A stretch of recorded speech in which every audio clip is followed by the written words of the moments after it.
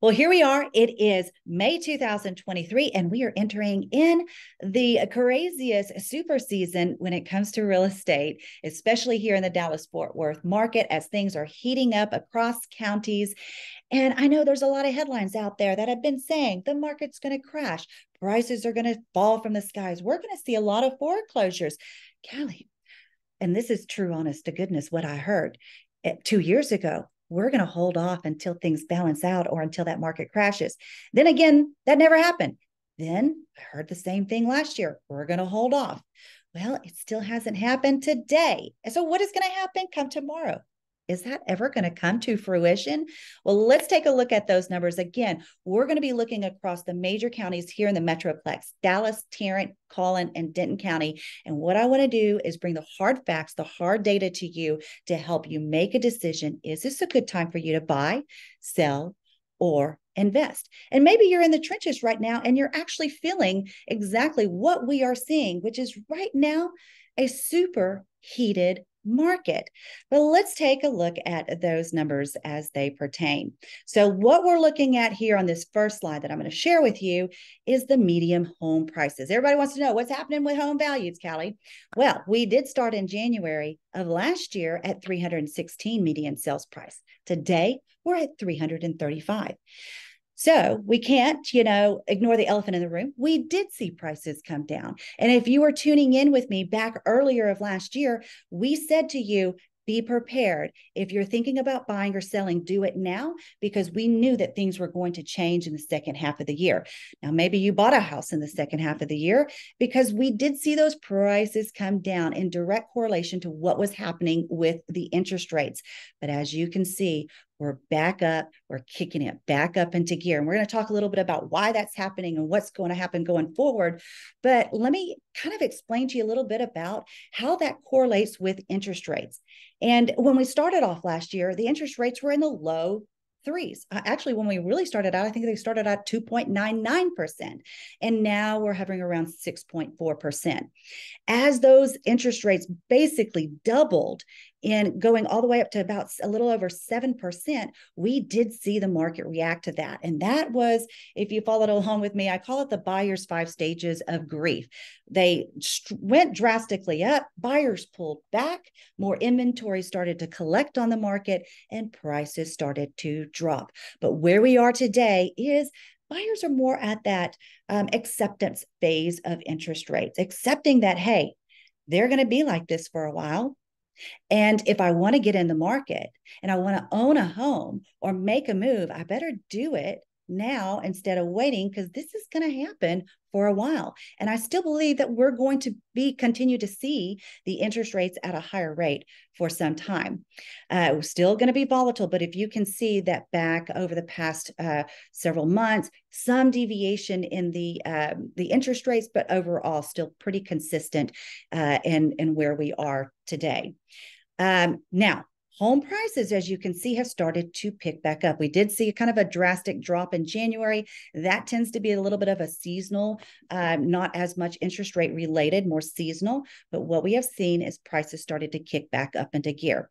As a matter of fact, I believe that when we finish out May, we're going to see yet another increase. And why do I say to you that? Well, it's because all the houses that we're putting on the market are getting multiple offers and going above asking price. We just saw one go for $35,000 over the asking price. Now, certain market areas are different.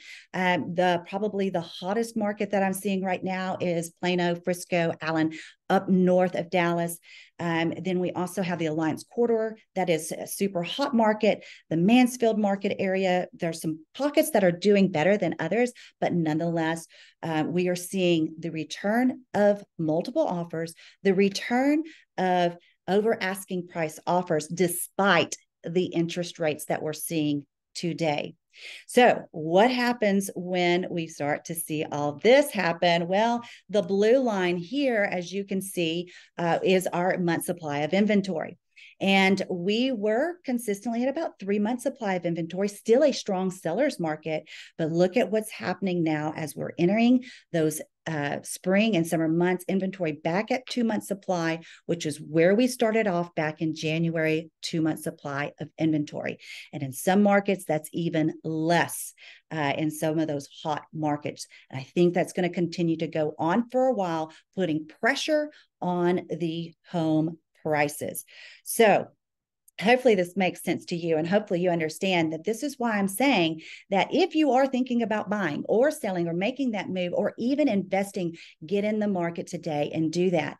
As a matter of fact, I looked at a couple of market areas over the weekend and going back 4 years of the median sales price, and what we saw was about, in some markets, 50% appreciation over 4 years. You break that down, that's 12.5 appreciation a year. That's better than stock markets and other different investment opportunities. That is a great investment to have year over year over year. You don't buy a house unless you're flipping homes to be in a house for 1 or 2 months. You do it for the longevity, and most people are in their house for somewhere between 3 and 5 years. So you can do the math on that. Let's talk about days on market. How many days do you have to sell your house? And again, this is another thing that has had a direct correlation on that month supply of inventory and the demand, supply and demand. So we're seeing those days on market come down. We were hovering over 50 days on market, 60 days on market.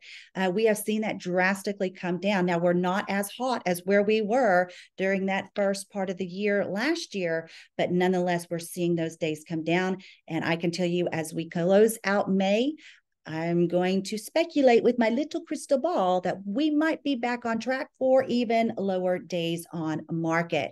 So unfortunately for buyers, if you're just now getting into the market, be prepared to be competitive. If you're a seller, be prepared to have multiple offers, but to have a little bit more control in your ballpark on different strategies that you could do to make your move happen.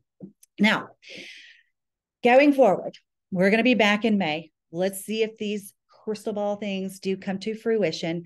But nonetheless, if you have any questions, please don't feel do not hesitate to hit me up on that bat line and call me, and let's have some more deeper discussion.